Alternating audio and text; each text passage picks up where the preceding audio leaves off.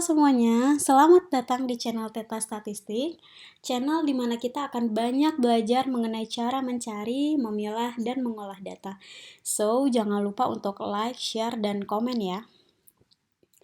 Pada video sebelumnya, itu kita sudah mempelajari tutorial cara melakukan uji validitas dan reliabilitas pada kuesioner atau instrumen penelitian. Nah, di akhir video itu saya sempat membahas bahwa hasil uji validitas dan reliabilitas itu akan ada 4 kemungkinan kesimpulan yang kita peroleh. Apa saja? Yang pertama, itu pengukuran dari instrumen kita itu akan valid dan reliable. Yang kedua, instrumen itu item-item pertanyaannya tidak valid dan tidak reliable.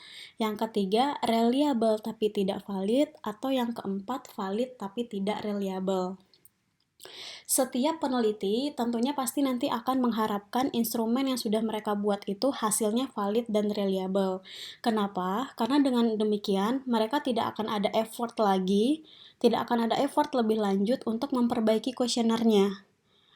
Karena saya yakin sih, untuk riset indikator-indikator itu juga membutuhkan waktu yang tidak sedikit. Mulai dari kita mencari indikator sampai menurunkan kepada pertanyaan-pertanyaan kuesioner, itu waktunya pasti tidak sedikit.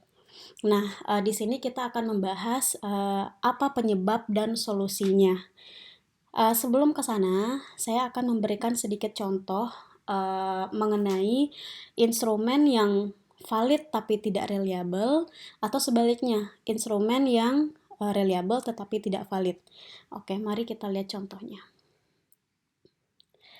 Oke, ini adalah contoh instrumen yang reliable tetapi tidak valid. Di sini kita ingin mengukur kepuasan sebuah layanan di masyarakat, di mana layanan ini tidak dibebankan biaya kepada masyarakat, artinya free. Nah, kita memberikan pertanyaan kepada responden, petugas layanan menjelaskan secara transparan tentang pembiayaan kepada saya. Ini menjadi tidak valid. Tetapi bisa juga ini jawabannya tidak reliable. Kenapa?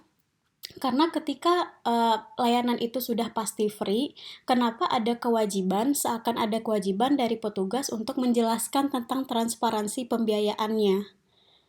Seolah-olah ada kewajiban dari petugas untuk menjelaskan, atau memang pada kenyataannya biaya itu masih diminta. Jadi itu menjadi ambigu bagi responden gitu. Jadi tidak sesuai dengan kondisi yang sebenarnya dari pernyataan ini. Jadi pernyataan ini membuat responden emang harus dijelaskan gitu transparansi biayanya, kan nggak ada biaya gitu. Kenapa masih harus dijelaskan? Nah, jadi sebaiknya ketika kita menanyakan tentang pembiayaan yang free, harusnya langsung saja petugas layanan tidak melakukan pemungutan biaya. Nah, itu mungkin lebih clear bagi responden karena pada seharusnya itu memang tidak dimintakan biaya begitu. Nah, jadi ini adalah contoh instrumen yang tidak valid. Ada kemungkinan dia reliable, ada kemungkinan dia tidak reliable juga. Jadi ini contoh instrumen yang bisa saya bilang contoh yang tidak valid tapi reliable, atau bahkan dia tidak valid dan tidak reliable gitu, karena tidak sesuai dengan kondisi yang sebenarnya. Dan pernyataan ini membuat responden itu malah bertanya lagi, emang harus dijelaskan ya, kan free gitu. Seperti itu sih. Selanjutnya itu kita coba lihat contoh instrumen yang valid tapi tidak reliable. Di sini saya mengambil contoh kita ingin mengukur seberapa tinggi semangat belajar seorang siswa. Pertanyaannya, berapa kali Anda absen atau tidak masuk sekolah tahun lalu? Ini pertanyaannya valid. Kenapa valid? Karena banyaknya hari tidak masuk sekolah, secara logika memang itu menunjukkan semangat belajar seseorang. Tetapi yang membuat dia tidak reliable adalah setiap siswa yang menjawab itu kemungkinan akan mengalami kesulitan untuk mengingat kembali. Berapa kali tepatnya itu mereka tidak akan tahu gitu. Jadinya mereka akan salah pengertian. Atau pertanyaan ini sebenarnya kategorinya apakah dihitung setengah hari masuk atau full 1 hari masuk. Nah, itu membuat siswa akan bertanya lagi gitu, akan bingung dalam menjawabnya. Seharusnya supaya dia valid dan reliable, dia kan udah valid nih untuk mengukur tingginya semangat belajar.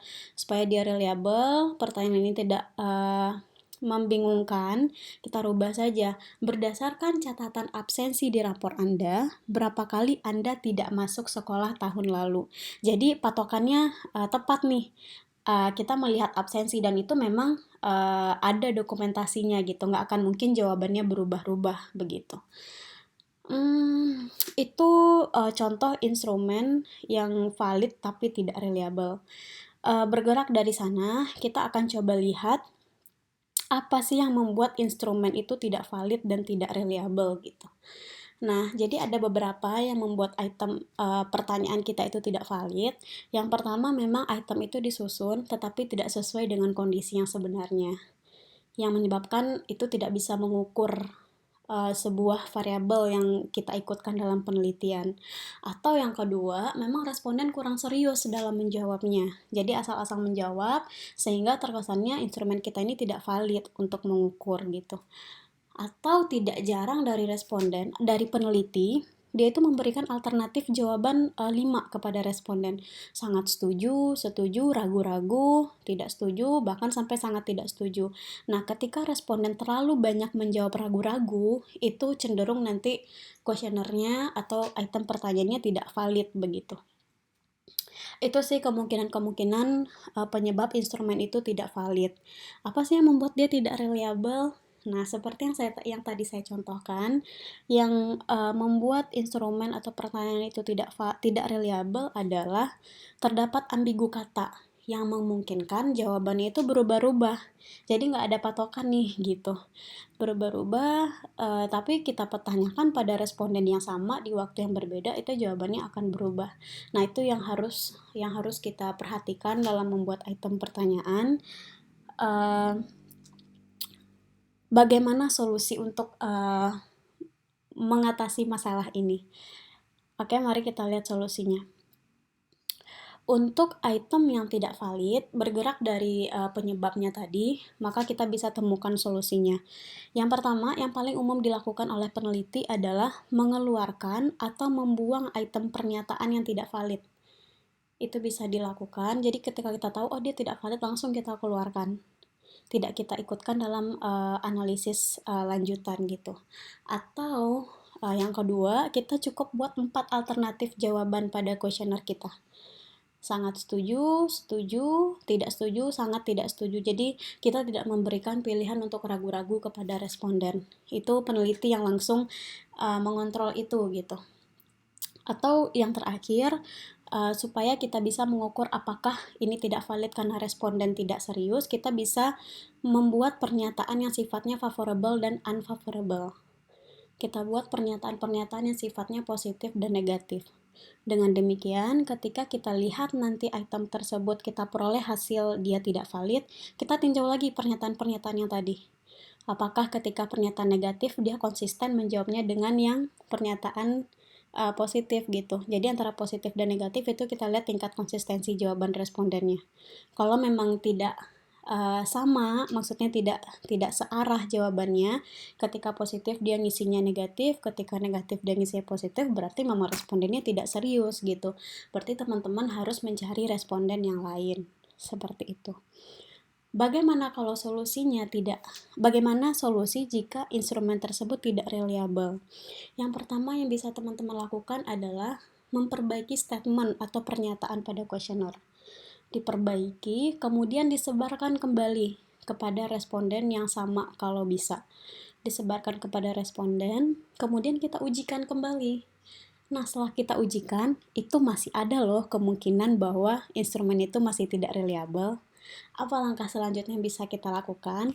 Tahap akhir kita bisa datang kepada orang yang expert di bidangnya.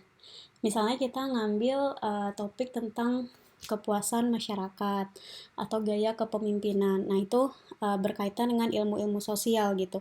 Nah, teman-teman bisa datang mencari orang yang expert di bidang sosial, keilmuan di bidang sosial. Nah, teman-teman di sana tanyakan, ini sebenarnya bagaimana gitu. Saya sudah menguji tapi masih tidak reliable secara keilmuan, nih salahnya ada di mana nih pernyataan saya gitu.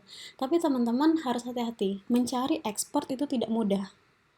Mencari expert itu tidak mudah, makanya tahap awal itu teman-teman diberikan keleluasan untuk menanyakan kepada siapapun. Nah, ketika sudah tidak reliable juga dengan beberapa step, boleh kita datang kepada kepada expert untuk dia bisa memberikan pendapatnya. Jadi dia bisa ngejudge gitu. Pendapatnya seperti apa? Bukan ngejudge ya, tapi memberikan pendapat dari sisi keilmuannya. Nah, seperti itu sih alternatif-alternatif yang bisa saya sampaikan. Kalau seandainya teman-teman merasa video ini bermanfaat bagi teman-teman semuanya, jangan lupa untuk klik tombol subscribe yang ada di pojok kiri bawah, dan jangan lupa untuk teman-teman pencet belnya. Terima kasih banyak.